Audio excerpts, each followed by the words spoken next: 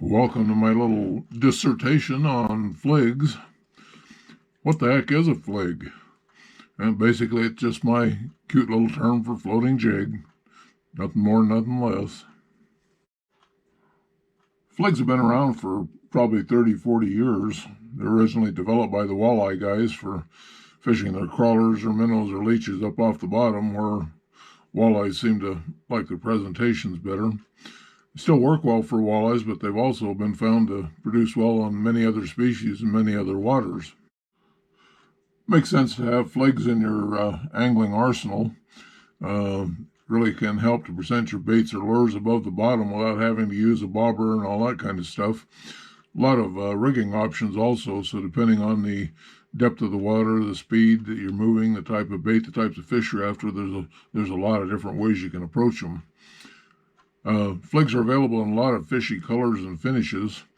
I'll be doing separate videos on both the rigging and baits and on the different colors and sizes and shapes. You can add little spinner blades on the fligs for a little bit extra flash and vibration. That's good for fish that have sensitive lateral lines and need to be brought in from a greater distance in murky water. Fligs can be used with almost any kind of bait or lures, for almost any species, and almost any water, under almost any conditions. Sounds like they're a cure-all, but the basic thing is they give you a lot more options anytime you go out fishing. One of the great things about fligs is that the strikes are usually pretty aggressive. There's no real nibbles. This results in a high percentage of hookups on the strike, which is good for the guy that's usually slow on the hook set. And also, most of the hookups are in the corner of the mouth, or at least on the outside of the mouth. That makes for a more secure hookup while you're fighting the fish, but makes it a little easier to release them if you don't have to dig it out of their guts. Since fligs have been around a long time, it's attracted more and more manufacturers to making them, and they're currently available in stores and online in a wide variety of shapes, sizes, and colors. So you can get an assortment, play around with them, and find the one that works best for you.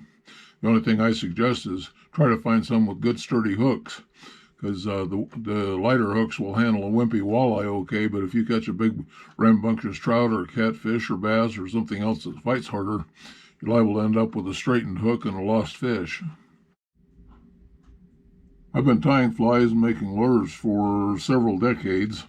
Been making my own fligs for probably 25, 30 years. But in the last few years, I've really gotten into some more creative sizes and shapes and designs and colors. And consequently, I can go to almost any water, fish any species with any kind of bait and have some degree of success. Now, I don't make my own fligs to save money. Anybody that's seen my tackletorium will know that I've invested a fortune to save money, right? Warning, fish porn ahead. If you're offended by naked fish pictures, you can quit watching right now. Actually, over the years, I've caught hundreds of different fish on fligs and many different species, but the following pages are representative of the ones that I catch the most and the lures that work the best for me.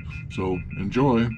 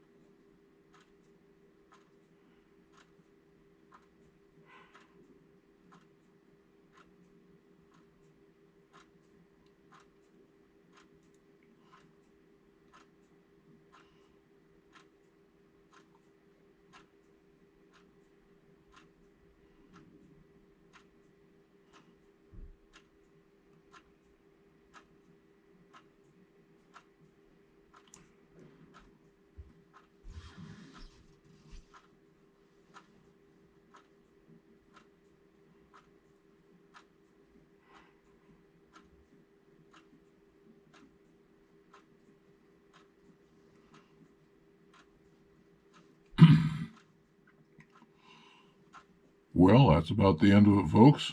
Hope you enjoyed it.